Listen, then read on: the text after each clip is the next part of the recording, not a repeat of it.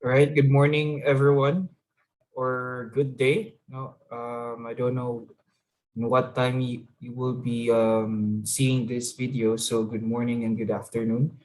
So, right now, I'm going to discuss to you the introduction of history.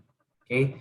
So, let us acquaint first of what is the definition of history before we are going to dwell into certain events that has happened in the past or significant events that has happened in the past in our country.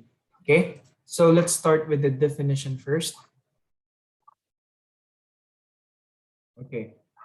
History came from a Greek word historia, which means finding out or narrative. So, meaning to say, there is an investigation, and of course, with that investigation, they are relying on a certain document or a narrative. Okay, and a study of the events of the past. Okay, how and why they happened, as well as what happened as a result. Of course, at the present time, every event that has happened in the history of maybe in the Philippines or in the world, we try to make sense of it. No, why this has happened or what are the effects of these certain events and what has transpired after next. Okay, that is the study of history. History is also a branch of knowledge that records and explain. I'm sorry, past events. Okay, a chronological record of significant events, as I told you just recently lang, just this time, often including an explanation of their causes. Again, they are trying to make sense of some of the events that has happened in the past. Okay, and what are those and what are the effects, no, of that specific event that has transpired or that has triggered to other events. No, so that is how history works. But the question now is, why study history? Okay? Why is it so important? Okay? So history, these are, by the way, the general reasons why we should study history. Well, for starter, history helps us understand our world. Really, no? It is because there are certain events that dictates the modern world of it guides us or it restricts us on how are we going to base our action. Okay, say for example, what has happened during the World War I and the World War II. A lot of countries all around the world are very careful in implementing rules that, they're very careful to the extent that they are really trying to avoid certain conflict that could help trigger the World War III. Okay, because they know or they already understand that World War II is all of us are losing. No, we lose our livestock, we lose our families and loved ones. So that's why in the UN they try to be diplomatic as possible when it comes to foreign conflicts. Okay. Next is history gives us identity. Okay, so just like us Filipinos, we are known for our democracy, okay, and our Filipino hospitality. Well, that goes way back from our ancestors, of course. Now, if you try to study our culture before, even before the Spanish colonized us, no, Filipinos, we have already this certain trait, no, called Filipino hospitality. That if there are trades happening or if there are foreigners coming into our shore, we try to bring them gift. We try to bring them gifts. Okay, so that gives us identity. And also, history helps us understand people. Okay, because there are certain historical events that are, very connected, no, to what is happening now in our country. Okay, so say for example, During the Filipino and American War and the Filipino Spanish and also the Filipino Japanese War, Filipinos, I think it is safe to say that we are really outmatched during those times. Our enemies or ang atuang kontra is really a powerhouse country. Okay, but because we have this certain pride that we need to protect on what is ours, so we fight, no, we fought against these powerhouse countries and defended our country, no, against the foreign invaders. So going back to the present time, you might be wondering as to why other Filipinos are really eager to to push the government to push the government claim or stand their ground in claiming on what is ours on the West Philippine Sea. You know, because China is claiming that island to be their own, no? Ilagid ko na to. But Philippines has the right claim for it. But it's like the Philippine government is like giving it away. Okay. Now the reason why people are so growing frustrated with the government, it is because going back into our history, if you to think of it, our ancestors fought bravely against a powerhouse country like Spain and US, now using only the bolo and the scrap pistols they can find.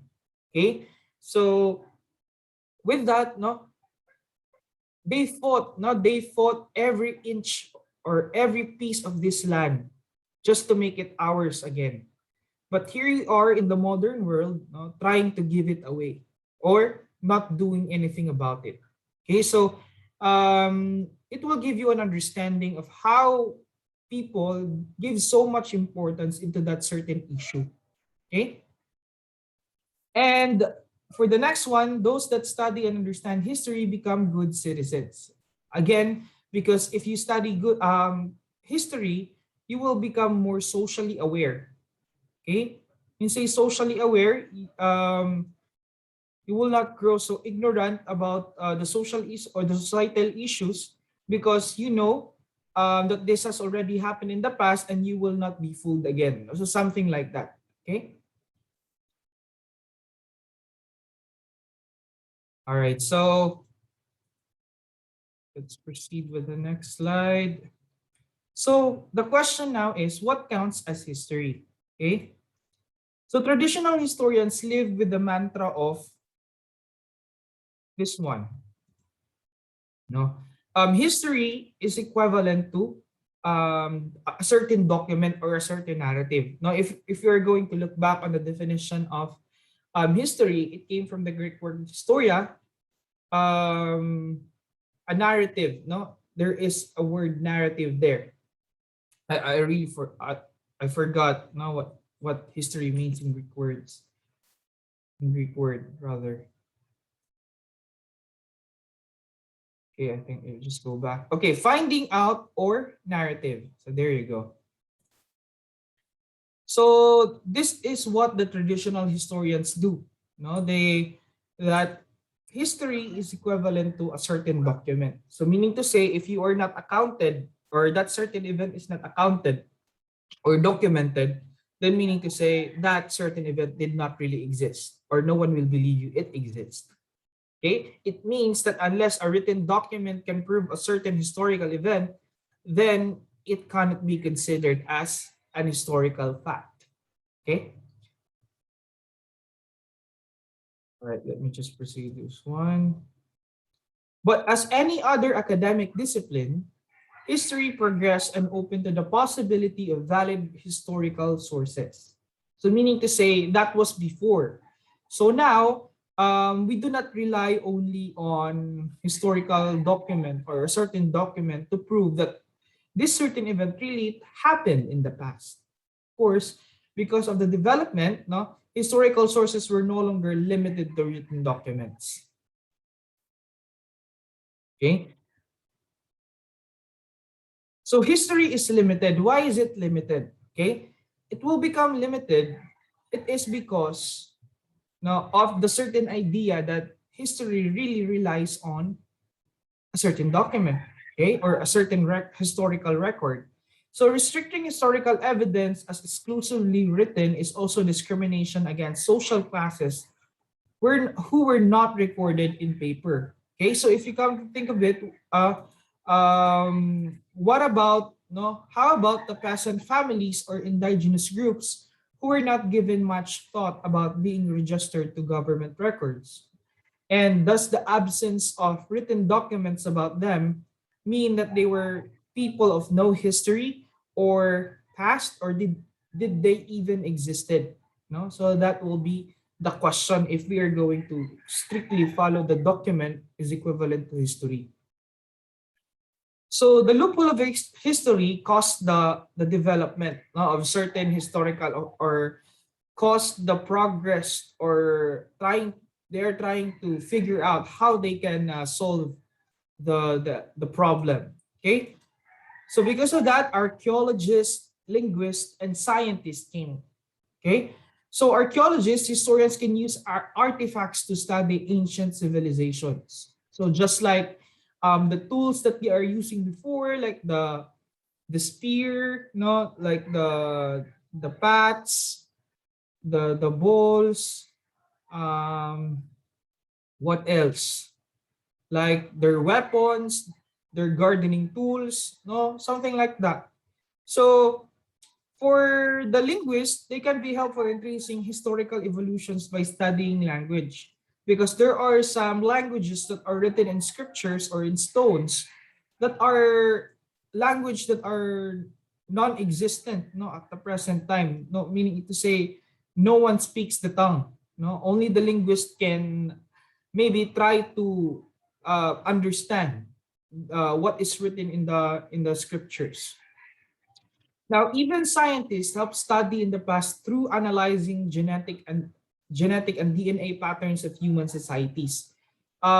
Science really gives so much wonders to us, especially in studying history, because by just getting a sample of a DNA, they can actually replicate a certain, say for example, human or a certain ancestors of ours who existed very long time ago. No, they can provide a 3D model kung pila gyud ang height sa usa ka tawo no before, and they can also provide aside from the 3D model um like what causes the death, no, and how strong is their bones, so something like that.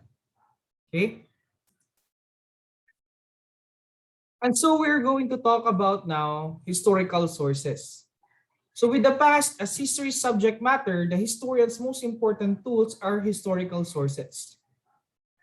In general, historical sources can be classified between two categories, the primary and the secondary sources.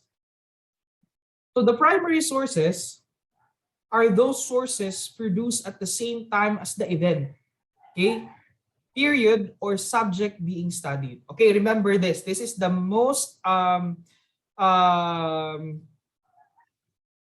crucial part in the definition that you need to understand or that you need to remember is that primary sources, the information came from the event itself and was produced at the same time as the event. Meaning to say, fresh news or breaking news, no, if we are going to use our term at the present time, no. So you should have made a certain account, no. Say for example, the event has happened yesterday and that right now you are making an account of that certain event. So that is a primary source. You are a primary source. Most especially if you are one of the witnesses, no, of the event. Okay. Now, these sources were present during an experience or time period and offer an inside view of a particular event. So as long as you were there at that time, you know what happened at that time, and that certain particular event, no, that is considered a primary sources. So say for example, how do we know that the Commonwealth Constitution Convention of 1935 happened?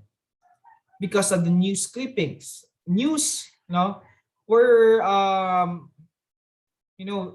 the writings in the newspaper kay kung ano siya, updated information na siya. Okay? So newspapers doesn't post exclusive news, I mean, not exclusive, headline news, no? Newspapers doesn't write headline news like an event that has happened 100 years ago, no? And new headlines are usually fresh news. Say for example, the event has happened yesterday and the headline was for today. Okay, so something like that, news clippings. Minutes of the convention, okay? That was made from the secretary of the meeting, during the meeting. And next, records of the convention, okay?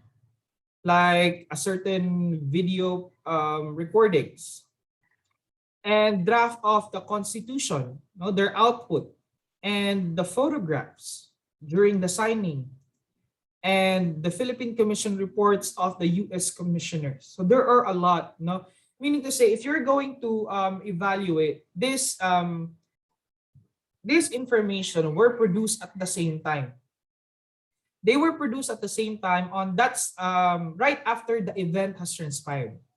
Okay, so it is really the information is coming from the event itself. Okay, so that is primary sources. So these are the examples of primary sources like written records, oral records, visual record, and artifacts.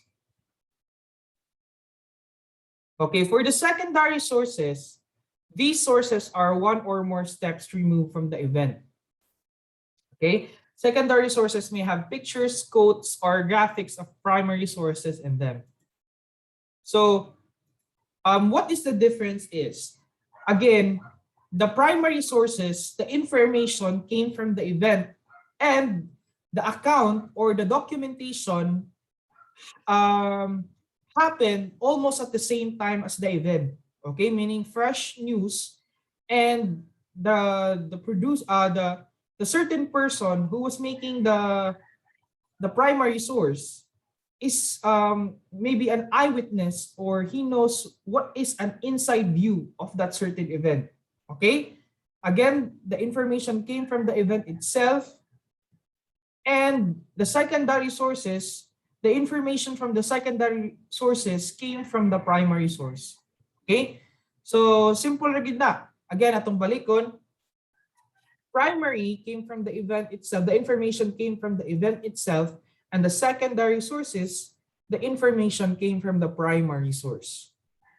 Okay? All right. Now we are going to have an activity. Okay? So we are going to guess whether a certain historical source is a primary or a secondary. Okay. How about this? Okay, this is a secondary source. That is because the events that was written here in this certain textbook Rex that was produced by Rex Bookstore is a collection of knowledge that has happened in the past. Meaning to say, the author of this book did not even existed before, Kay maybe wala pa siya kaapas kang Rizal. Okay, so everything, every information that is in this book came from the primary source. Okay, so next one, we have the Noli Me Tangere. Okay, Noli Me Tangere is a primary source. That is because the one who wrote this is the legend himself, Dr. Jose Rizal. So meaning to say, Dr. Jose Rizal gives us an inside view of what has happened in the past through the use of his novel, Noli Me Tangere.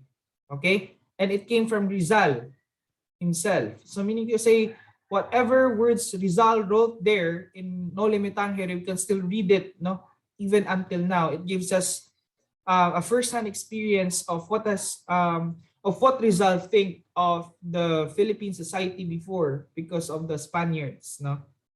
So that is the primary source. That is rather a primary source.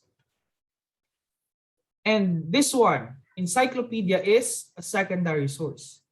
Because again, it is a collection of knowledge, okay?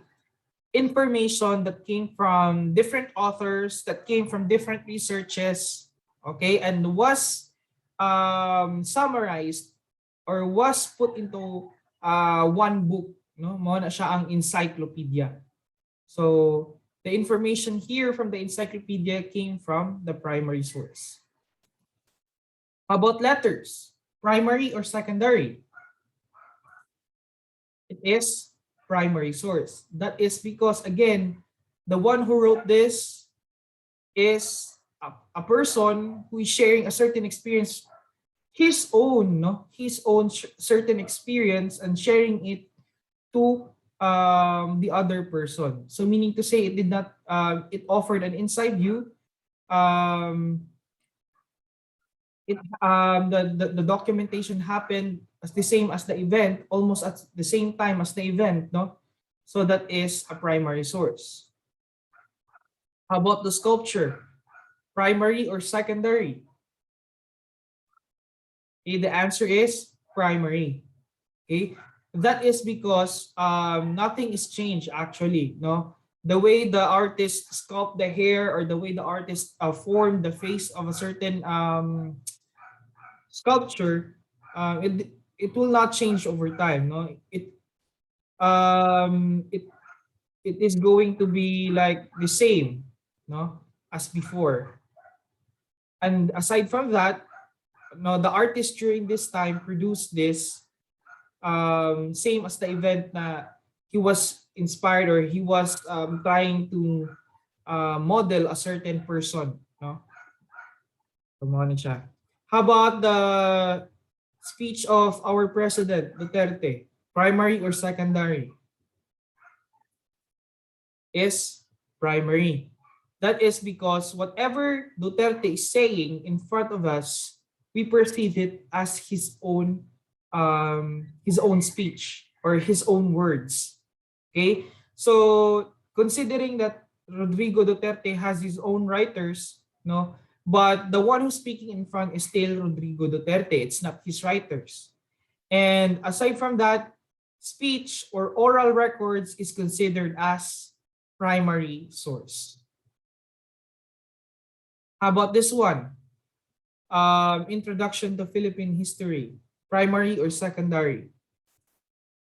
Of course, no, secondary.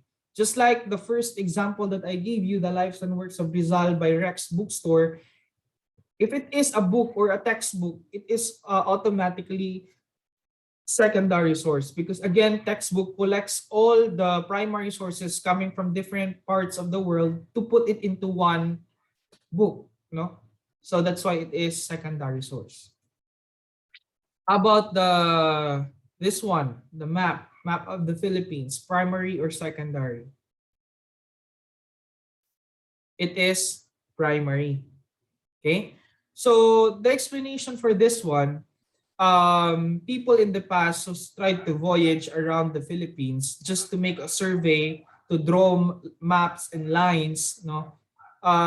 This is how they perceive the Philippines during that time. Okay, so meaning it offers an inside view. The event after the survey, they have documented immediately. They have documented how they viewed, or how the Philippines, what is the structure of the Philippines, no? The land structure of the Philippines immediately right after they surveyed the islands. Okay. So this map was produced at the same time as the event, no, during their voyage or during their survey. Next one, census, primary or secondary? It is primary. Okay, primary because they are the ones doing the research. So meaning to say, they are the first hand to know the information. No, they are the first hand to know the information. I mean, you say it did not came from other person, it did not came from other organization, it came from them because they are the one doing the research, doing the census every year. Okay. How about this one? Philippine Journal of Psychology, primary or secondary? It is secondary. That is because the Philippine Journal of Psychology is a collection of researches. Okay, so meaning to say, this researches has been collated already or summarized, meaning the information came from the primary source. Okay, from the authors. So they just collated or summarized their researches to put into one journal. Okay, that is secondary source. All right. So here are the examples of historical sources. We have diaries, journals, letters, speeches, interviews, photographs, maps, postcards, oral histories, and many more. And we have also secondary sources. Please try to review this one. Okay. Now, both primary and secondary sources may be reliable or unreliable. Okay. It doesn't mean to say that secondary source kay bati na siya. No, it doesn't work that way. Okay? So we still have to do factual check, okay, of whether it is reliable or unreliable. So how can we identify primary sources materials? Okay, if you are using a book, sometimes these books has a no, most I think all of the books, no, sometimes. I think all of the books have a bibliography or references, no, at the last few pages, no, kayahang book. So at the back of a book or end of an article or web page, you may find a bibliography which cites other sources, including primary ones that the author used. Okay, so you can go over with that, and there you will find the primary sources. So the journey towards finding primary sources usually begin with looking at the secondary sources. Again, books are most of the time secondary sources. Okay, and in the bibliography there you can find the primary sources that they use to make the book. Okay, the internet can also open up other pathways to primary sources. Like searching online bookstores or libraries may reveal books are reprints of original editions as well as materials printed to meet the interest of new audience. So I think right now, a copy of Nole Me Tangere is already digitalized. No, that is one of the example. No, the original work of Rizal, you can already find a digitalized copy or ebook for that one. Okay. You may also find sites that sell artifacts or productions, but it is through auction that you can get one. But sadly or unfortunately, we don't have much money, no, for that to participate. You may even find eyewitnesses accessible through email. Okay, of course, through the use of internet, you can use in contacting certain eyewitnesses, no, for that certain event. All right. So here are the examples of repositories of primary sources. You can find a lot here. Now we have the National Archives of the Philippines.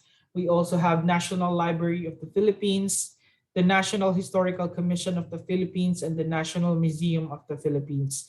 There you can find a lot of artifacts like the bolo, the uniform of the Katapuneros, the uniform of the Filipinas who fought against the Spaniards and the American War, no? So something like that, and of course the big universities library, UP, Ateneo, LaSalle, and UST. They offer a lot of repositories or information like artifacts. No. All right. So, final thoughts. The historian is many times removed from events under investigation. Okay, that is because we have very limited resources. They rely on surviving records, meaning to say, of what we have, we can only uh, try no to understand of what we have now in our hands, no, or records in our hands. History is a reconstruction. Why is it reconstruction? Because we can only assume, because we don't have much data, no. So only a part of what was observed was remembered, and only a part of what was remembered was recorded, and only a part of what was recorded survived, and only a part of what was survived came to the historian's attention, and then only a part of what is credible has been grasped, and only a part of what has been grasped can be expounded and narrated by the historian. Okay, so meaning to say, we really have, history is not that easy as you think. No, we still have to do factual check, because if we are just going to rush our decision and try to assume no that this happened because of that, no, we might cause historical error. Okay, so there you go. That will be our final thoughts for today. Okay, and that will be the end of our topic. Okay, so thank you so much for listening. I hope you find this video helpful to you, especially for those students who were not able to attend the live meetings. Okay, so once again, good morning and good afternoon.